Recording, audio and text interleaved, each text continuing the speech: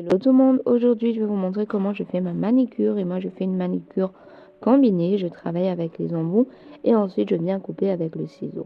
Donc là je commence par soulever mes cuticules à l'aide de mon petit bâtonnet de buis pour pouvoir faciliter le passage de mon embout flamme par la suite.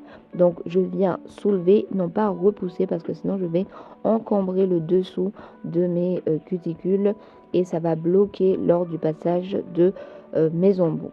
Donc là, je passe mon embout flamme à grain rouge et ma ponceuse est en mode forward et je suis à 5000-6000 tours par minute.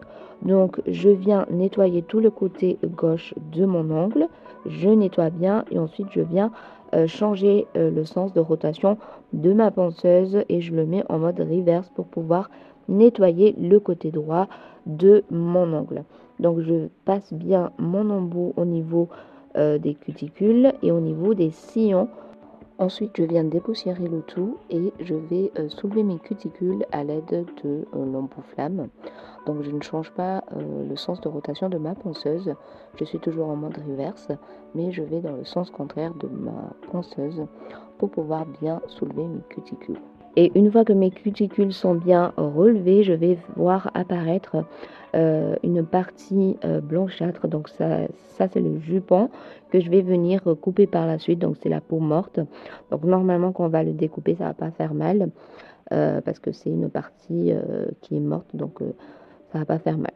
Donc là, je repasse une dernière fois mon embout, enfin mon petit bâtonnet de buis pour relever encore une dernière fois mes cuticules et pour voir si c'est bien nettoyé dessous.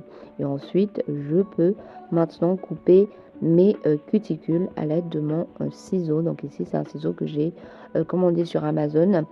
Et ce que j'aime bien avec ce ciseau, c'est que la pointe est vraiment fine et je peux vraiment passer pour bien couper correctement mes cuticules.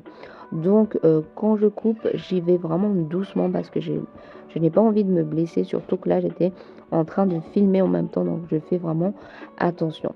Donc je coupe juste le jupon, donc c'est la partie blanchâtre parce que sinon vous allez saigner si vous coupez plus. Donc c'est pour ça que c'est important de bien soulever les cuticules pour pouvoir passer le ciseau correctement. Et donc du coup j'y vais doucement, s'il faut je le fais en 2 fois et si jamais il reste des petits bouts de peau ce n'est pas grave vu que dans tous les cas je passe toujours un petit embout tonneau à la fin pour gommer au niveau de mes cuticules. Donc les petits bouts de peau qui restent, ça va partir avec l'embout tonneau. Et bien sûr, cette étape-là nécessite un minimum de connaissances. Il ne faut pas faire n'importe quoi, ni utiliser n'importe quel outil. Il faut vraiment avoir un minimum de connaissances. Et si vous êtes débutante ou alors vous n'êtes pas à l'aise avec le ciseau, cette étape n'est pas vraiment obligatoire. Donc, il faut se former et avoir un minimum de connaissances avant de couper la peau. Parce que si on fait n'importe quoi, on peut se blesser et ça peut s'infecter et ça peut vraiment virer au cauchemar. Donc on fait vraiment attention. Moi par exemple récemment j'ai passé une formation en ligne pour la manicure russe pour perfectionner ce que je sais déjà, pour corriger mes erreurs tout simplement. Et donc j'ai vu une amélioration vraiment énorme. Donc pour vous dire que c'est important de se former, même après 10 ans d'expérience, après 3 ans d'expérience, il faut toujours se former et se mettre à jour. Pour les débutantes, il vaut mieux se former en présentiel pour pouvoir vous montrer vraiment les gestes à faire et à ne pas faire. Et choisissez bien votre formatrice, regardez les avis si elle a des bons avis ou pas. Donc ça aussi c'est très important. Et bien sûr, mes vidéos ne sont pas là pour vous former, c'est juste un petit plus en plus de votre formation ou de vos connaissances. Parce que bien sûr, on n'a pas tous les mêmes types de peau, donc on ne peut pas tous utiliser les mêmes embouts. Donc ça on voit tout ça dans les formations. Donc je vous invite vraiment à vous former. Donc une fois après avoir coupé mes cuticules au ciseau, je viens passer mon embout tonneau comme je vous ai dit pour gommer les petits bouts de peau qui restent, qui n'est pas parti au ciseau. Et la dernière étape de la manicure, c'est l'étape de l'eau émolliente. C'est vraiment mon étape préférée parce que ça va vraiment parfaire la manicure, ça va nettoyer euh, le tout. Donc je viens appliquer l'eau émolliente au niveau de mes cuticules et au niveau de mes sillons parce que si vous regardez bien, au niveau des sillons, il y a une partie blanchâtre. C'est une partie que je n'ai pas réussi à nettoyer avec mon embout flamme. Du coup, à l'aide de l'eau émolliente, tout va être nettoyé et ça va être vraiment très propre. Donc je laisse agir l'eau émolliente quelques minutes et ensuite à l'aide de mon petit bâtonnet de pluie, je viens gratter et nettoyer dessous mes cuticules. Vous voyez, ça passe vraiment dessous et au niveau des sillons.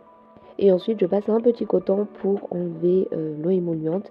Et comme vous voyez, c'est vraiment très propre. L'eau émolliente a bien nettoyé. C'est tout propre, très satisfaisant. Et je termine avec un petit peu de cleaner parce que l'eau émolliente est assez gras. Donc pour éviter les décollements, je passe le cleaner et je prends mon pinceau pour bien nettoyer dessous mes cuticules. Comme ça, il n'y a plus de résidus d'eau émolliente. Et vous voyez ici, c'est trop satisfaisant. Je peux passer mon pinceau vraiment dessous mes cuticules. Et ça veut dire que j'ai bien réalisé ma manicure. Et donc voilà le résultat. Franchement, ça change tout. C'est vraiment beaucoup plus propre. Et puis voilà, j'ai terminé pour la vidéo d'aujourd'hui. J'espère que cette petite vidéo vous a plu. N'hésitez pas à liker, à vous abonner si ce n'est pas encore fait. Et je vous dis à très bientôt.